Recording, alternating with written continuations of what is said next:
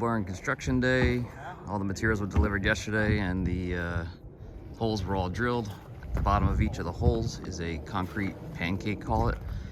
Just a big round disc of concrete that acts as a footer, and then they'll use the bags of concrete to fill around the poles that they're putting in right now. So thinks they'll get all the poles in, the dirt backfilled, and some framing done today.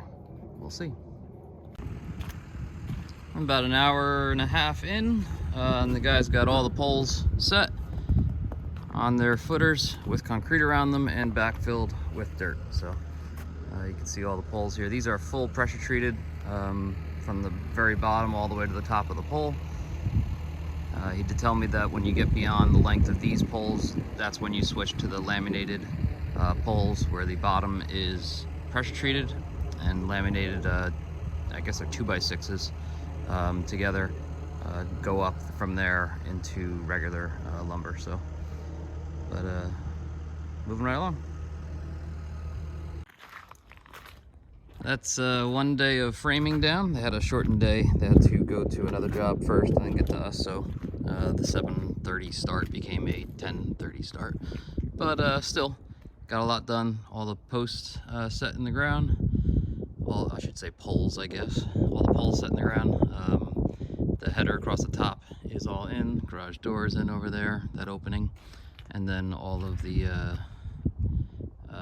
girts going across sideways here are all in. And then they got the trusses on the ground here. They'll start to go in tomorrow, standing all of them up. And then the remaining 2x4s that are, I think they're in this pile down here underneath the siding. They'll go in as purlins across the roof. Siding will go on top of that. And we should see a pretty near, if not completely finished building tomorrow. We'll see how that goes. It may run into Friday, but we shall see. They said they'll be back at 7:30 tomorrow morning to begin again. So we'll catch back with them then.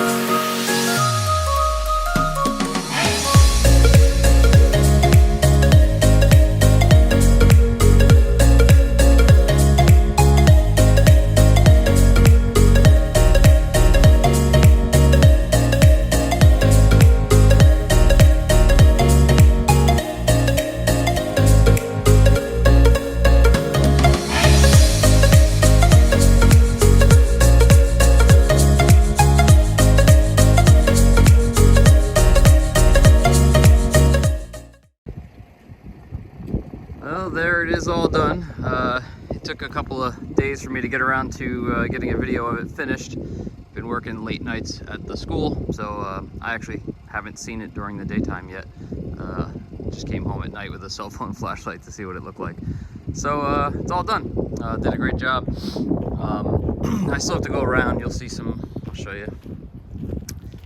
The freeze thaw cycle definitely brings the drop in the footer backfill, and even in the actual level of the floor itself. So this gravel looks like it dropped about 2 inches from the freeze thaw, which I kind of assumed would happen. And the masonry company that's going to come out and pour the floor in here, they won't actually do it in this kind of weather. Naturally, if you poured a concrete floor on this, as soon as it warms up, you would end up with a sunken floor. It would crack, all kinds of bad things would happen. So we'll wait till it gets warm out. Once it's warm, I'll fill the drums of the roller. So we have a full 4,000 pound roller, and we'll go in there and compact it and put another layer on and get it ready for them to pour concrete. We chose on the front of the building here to have an apron poured. So coming off the front of the building here, 4 feet, and all the way across it will be an apron, just an area to kind of get on some concrete before you go into the building. And then we put a door on this side as well. So if you want to just come in this side, you can, or the other side. Either one works, but all done. 10-foot wall height. And again, this is a 40-foot long by 24-foot deep building by Pioneer Pole Buildings. Like a little baby version of that guy. That's the big one. And as I mentioned, it's windy out here. We just had a bad snow squall come through. It's pretty crazy. But this is the 60-foot area in between that I left blank, and that is to allow parking for tractors and everything else along the back side of this building.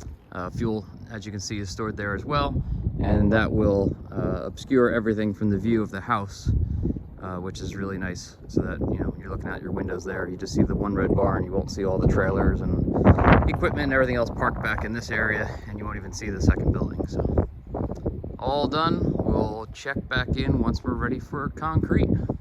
That's another Pioneer Pole Building.